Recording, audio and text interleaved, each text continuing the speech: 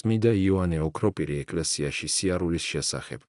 როდესაც თქვენს მცირე რიცხოვნებას შევყურებ და ვხედავ, რომ ჩვენი სამწყსო ყოველი შეკრების შემდეგ სულ უფრო მცირდება, ერთდროულად ვწუხარ და მიხარია. მიხარია თქვენს გამო, ვინც ახლა აქ ხართ, ვწუხარ მათზე, ვინც თქვენთან არ არის. ქების ღირსი ხართ, რადგან მიუხედავად სიმცირისა არ გახდით გულგრილნი.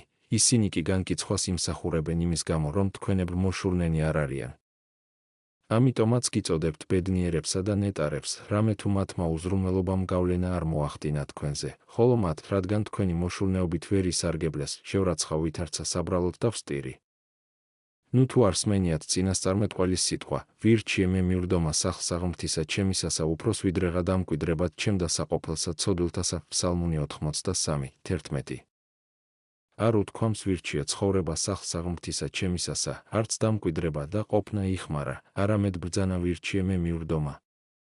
მოხარული ვარ, ვიყო უკანასკნელთა შორის, გვაუწყებს წინასწარმეტყველი, იმაზედაც თანახმოვარ, თუ კი კარიბჭესთან მოხვედრის ღირსი გავხდები. უდიდეს წყალობად ჩავთვლი, თუ სულ უკანასკნელთა შორის დამაყენებენ სახლ-საღმრთისა ჩემისასა. ყველასათვის საერთოს ღმერთს სიყვარული ითავისებს, ამგვარია მისი თვისება. ამიტომაც ამბობს დავით მეფე, სახლ-საღმრთისა ჩემისასა. შეყვარებულს არა მარტო სატრფოს, არამედ მისი სახლის, კარიბჭისა და ქუჩის დანახვაც კი ენატრება. ხოლო თუ მის სამოსელს მოჰკრავს თვალს, გონია, რომ მის წინაშე თავად იგი იმყოფება. ასევე წინასწარმეტყველნი, თუმცა ვერ ხედავდნენ ღმერთს, ტაძარს შეჰყურებდნენ და მასში ჰყავდათ იგი წარმოდგენილი. ვირჩიე მე მივრდომა სახლ-საღმრთისა ჩემისასა უფროს ვიდრეღა დამკვიდრებად ჩემ და საყოფელსა ცოდვილთასა. ყოველი ადგილი, ყოველი სახლი, იქნება ის სასამართლო, სენაკი თუ ბინა, ღვთის სახლთან შედარებით არის საყოფელი ცოდვილთა. თუმცა იქაც ისმის ლოცვა ვედრება, მაგრამ ამასთანავე თან ახლავს განხეთქილება, დავა, ჩხუბი და თათბირები ამ ქვეყნიურ საქმეებზე. ღვთის სახლი კი ყოველივე ამისგან დაცულია. ამიტომაც არის ეს ადგილები საყოფელი ცოდვილთა, ხოლო ტაძარი, სახლი ღვთისა. ისევე როგორც ქარებისა და ღელვისაგან დაცული ნავსაყუდელი ჰპირდება უსაფრთხოებას მასში შემავალ გემებს, ასევე აღმოიყვანებს ეკლესია მასში შემსვლელთ ამ ქვეყნიურ საქმეთა მორევიდან. სიმშვიდითა და ღვთის სიტყვით დააპურებს მათ და დაიცავს ყოველგვარი განსაცდელისაგან. ამ ადგილს სათნოებათა სკოლა და სიბრძნის მოყვარეობის სასწავლებელი ჰქვია. მოდი, არა მარტო ისეთი შეკრების შეამს, როცა წმიდა წერილი და მამათა სწავლებანი იკითხება, არამედ ნებისმიერ დროს, მხოლოდ შემოდი წინკარში და იმ წუთშივე გადადებ ყოველგვარ ამაო საზრუნავს. დადექი კარიბჭესთან და შენ სულში რაღაც სულიერი ნიავი დაბერავს. ეს სიჩუმე შიშს ჩაგაგონებს და სიბრძნის მოყვარეობას გასწავლის, გონებას გაგინათებს, დღევანდელობას მიგავიწყებს, მიწიდან ზეცაზე აგიყვანს. თუ კი ეკლესიაში მხოლოდ შემოსვლაც კი ასე სასარგებლოა, მაშინ რაოდენ უფრო მეტი სარგებლობის მოტანა შეუძლია ღვთისმსახურებაზე დასწრებას, როდესაც წინასწარმეტყველნი ღაღადებენ, მოციქულნი გვახარებენ. როდესაც ქრისტე ჩვენ შორის დგას მამისაგან ყოველივე ეს კურთხეულია, როდესაც სულიწმიდა გვაუწყებს თავის სიხარულს. ხოლო რამდენს კარგავენ ისინი, ვინც ყოველივე ამას არ ესწრება. მინდა ვიცოდე, სად არიან ახლა, რამ დააბრკოლა ისინი და განარიდა საღვთო ტრაპეზს. რაზეც საუბრობენ ახლა. თუმცა მე კარგად ვიცი ეს, ანუ გვანდა სასაცილო თემებზე ბაასობენ, ამ ქვეყნიურ საზრუნავს მისცემიან. ერთიცა და მეორეც მიუტევებელია და მკაცრ სასჯელს იმსახურებს. ამაოდ მოლაყბეებზე საუბარიც არ არის საჭირო, არამედ ისინიც ვერ გამართლდებიან, ვინც ჩვენთან თავს იმართლებენ და ამბობენ, რომ მათ ხელს უშლის აუცილებელი საჭიროება ოჯახურ საქმეთა მოგვარებისა, რადგან ეკლესიაში მოსვლა კვირაში ერთხელ ევალებათ და მაშინაც არ სურთ მიწიერ საზრუნავს მოსწყდნენ. ეს სახარებიდანაც ნათლად ჩანს, საქორწინელ ხინზე მიწვეულებმა უარის თქვეს პატიჟზე ამგვარი მიზეზების გამო, ერთმა ხარები იყიდა მეორემ, აგარაკი მესამემ ცოლი შეირთო და ამის გამო ვერ მოიცალეს, მაგრამ ამის და მიუხედავად ისინი დაისაჯნენ. ლუკა 14:18-28.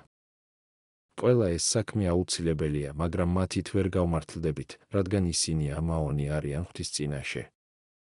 უპირველესად ღმერთს მიაგე პატივი, ხოლო შემდეგ იზრუნე სხვა დანარჩენ საქმეებზე. რომელი მსახური იზრუნებს უწინ საკუთარ სახლზე, სანამ ბატონის ბრძანებას არ შეასრულებს? უცნაურია, რომ ასეთ მოწიწებასა და მორჩილებას ვიჩენთ იმის მიმართ, ვინც მხოლოდ სახელით იწოდება ბატონად, ხოლო ჭეშმარიტ მეუფეს, რომელიც არა მარტო ჩვენი, არამედ ზეციურ ძალთა მბრძანებელიცაა, იმ პატივს არ მივაგებთ, როგორსაც ვიჩენთ ჩვენის თანამონების მიმართავი, რომ შეგვეძლოს იმ ადამიანთა სინდისში ჩახედვა, ვინც ეკლესიაში არ დადის, და ვინახავთ, თუ რამდენი ჭრილობა და ეკალია მათ სულში. როგორც დაუმუშავებელი მიწა უხეშდება და ბუჩქებით იფარება, ასევე საღმრთო სწავლებას მოკლებულ სულშიც აღმოცენდება ეკლები და მანკიერი სურვილები. თუკი ჩვენ, ვინც ყოველდღიურად ვუსმენთ წინასწარმეტყველებსა და მოციქულებს, ძლივს ვახერხებთ შურის, გესლის ამოგლეჯას გულიდან და საღმრთო წერილიდან განუწყვეტლივ ვუგალობთ ჩვენს ვნებებს, მძვინვარე მხეცებს, რათა როგორმე დავაცხროთ ისინი, მაშინ განა შესაძლებელია ხსნის რაიმე იმედი ჰქონდეთ მათ, ვინც არასდროს არ უსმენს ღვთაებრივ სიბრძნეს და ამგვარი მკურნალობით არ სარგებლობს. ნეტავი შემეძლოს მეჩვენებინა მათი სულები თქვენთვის. დაინახავდით, თუ რა რიგ ბინძური, შეგინებული, მოშლილი, დამცირებული და უიმედონი არიან ისინი.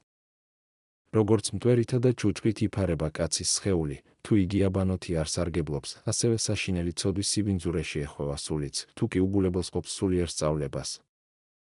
სულიერი განბანა ხდება ეკლესიაში, სადაც სულიწმიდი სიტყვოთი არა მარტო განიწმინდება, არამედ ფერსაც კი იცვლის იგი, უკე თუ იყვნენ ცოდვანი თქვენი ვით არცაღებილნი, ვით არცა თოვლი განვასპეტაკო, ესაია 1:18 ბრძანებს უფალი.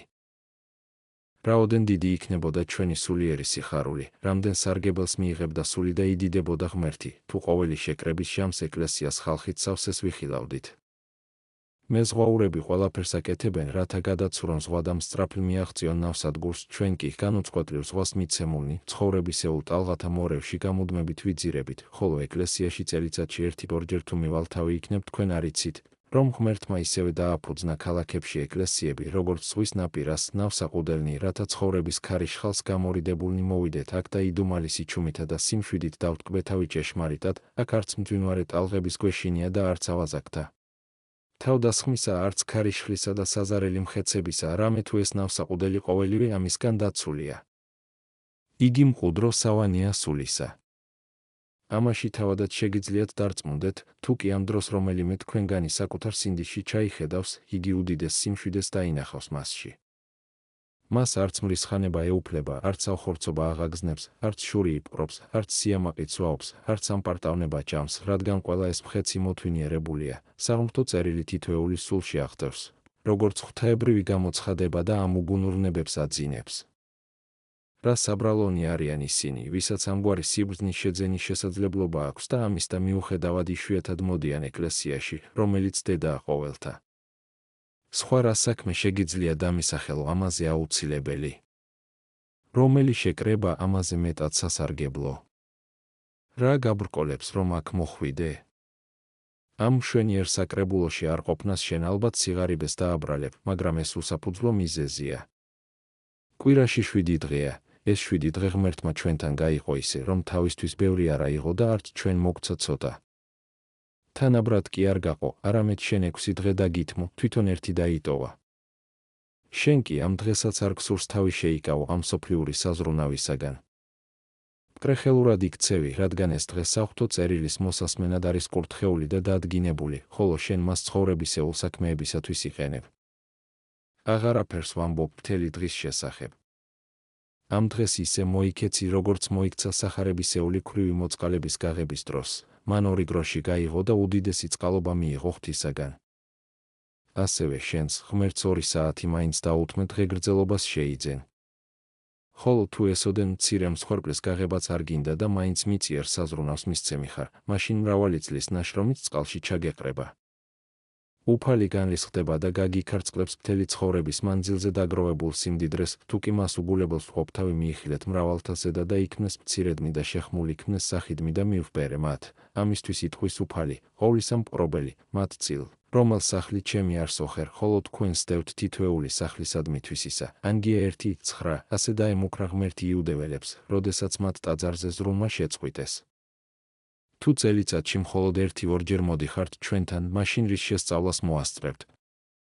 რაზე გესაუბროთ, სულზე, სხეულზე, უკვდავებაზე, სათა სასუფეველზე, საშინელ სამსჯავროზე, გეენიაზე, ღვთისმრავალმოწყალებაზე, სინანულზე, ნათლობაზე, ცოდვათა შენდობაზე, შეწყალებაზე, ზეციერსა და მიწიერ არსებებზე, ადამიანურ ბუნებაზე, ანგელოზებზე, დემონთა სივერაგეზე, ეშმაკის მანქანებაზე, სნეობაზე, დოგმატებზე, მართალსარწმუნოებაზე და უწმინდურ მწვალებლობებზე. ქრისტიანმა ყოველივე ეს და უფრო მეტიც უნდა იცოდეს და შეეძლოს ყველა ამ კითხვაზე პასუხის გაცემა.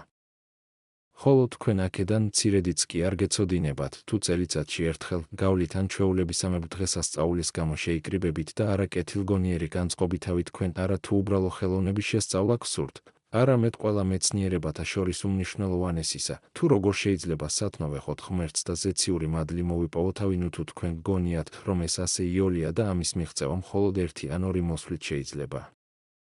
ეს ხომ უგუნურებაა. თავად მაცხოვარი ბრძანებს, რომ ეს მეცნიერება უდიდეს ყურადღებას მოითხოვს, ისწავეთ ჩემგან რამე თუ მშვიდ და მდაბალ გულითა მათე 11:29. ასევე გვაუწყებს წინასწარმეტყველი, მოვედით შვილნო, ისმინეთ ჩემი, შიში უფლისა გასწავთ თქვენ ფსალმუნი 33:12. და კიდევ, მოიცალეთ და გულისხმა ჰყავთ, რამე თუ მე ვარ ღმერთი ფსალმუნი 45:10. როგორც ხედავთ, ამ სიბრძნის მოსაპოვებლად მრავალი მეცადინეობაა საჭირო. გაზეთი საპატრიარქოს უწყებანი 49/1999 წელი.